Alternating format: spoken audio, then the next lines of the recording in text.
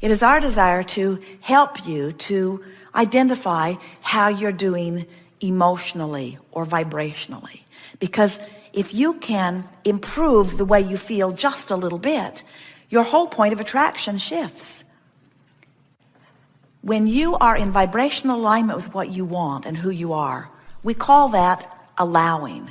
In fact, we call the entire gathering the art of allowing, because it's the art of learning how to get up there in vibrational alignment with who you really are and what you want. So let's take a subject. What subject do you want to play with first? Money? Well, it's big. Money interfaces with you all day, every day in lots of different ways. And you have lots of different emotional responses to money. So it's a good one to begin with. So let's say that you're standing where you are, and where should it be? Should it be with plenty of money or with not quite enough money? Should it be with really not enough money or just not quite enough money?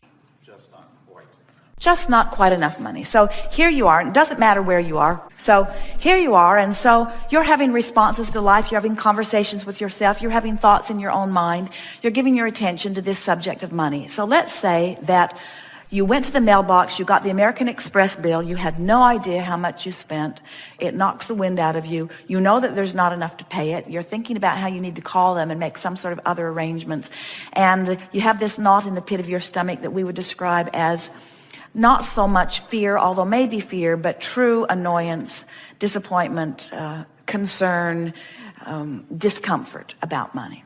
So there you are, in your powerful now, where all of your power is. And so you say, I don't know why I do this to myself. So the question that we want to ask you is, which way did that statement cause you to fork? Did you fork to the corner that you don't want to go to, or to the corner that you do want to go to? So, I've lost my mind. I don't know what I'm doing. What in the world was I thinking? Now, you forked over there pretty good, but it doesn't matter where you were. The only thing that matters is where you are. So now you say, wait a minute. I'll figure this out as you begin forking this way. And then you say, I always find a way. And then you say, I'm a good credit risk or I wouldn't have this card. And then you say, I'll call them and I'll make some arrangements and it'll be all right and we'll get back on track next month.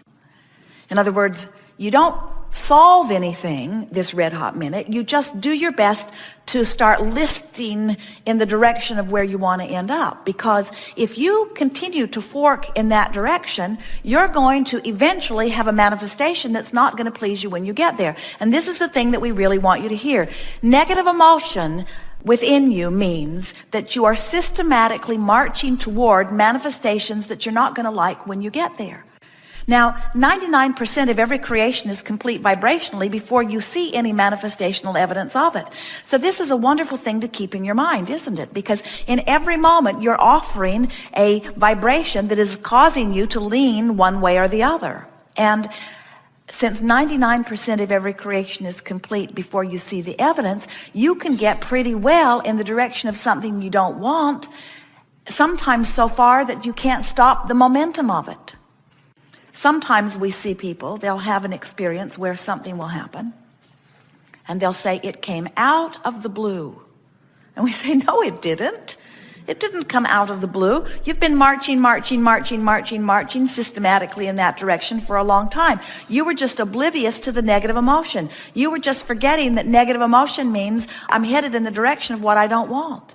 So that's the most important thing that we want to get across as we are beginning here today, is that in every moment you're moving towards something. And the question is, how do I feel? And if the answer is not that good, then we would suggest that you make an effort here and now, which is all you can do, to begin leaning in the other direction. And do you know, a little bit of effort to just move in the other direction makes such a big difference in your vibrational point of attraction.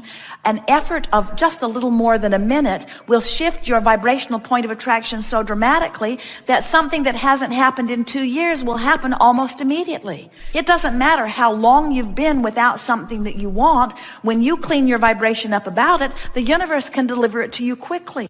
You're creators. You're on the leading edge of thought. You didn't come here to fix things that are broken. You came to be wherever you are, to let wherever you are inspire the new.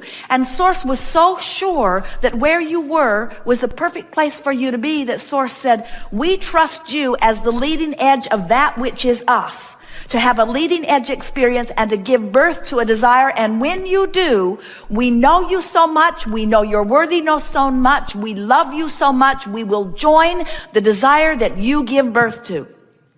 The question of this forum is, are you going to join the desire that you have given birth to?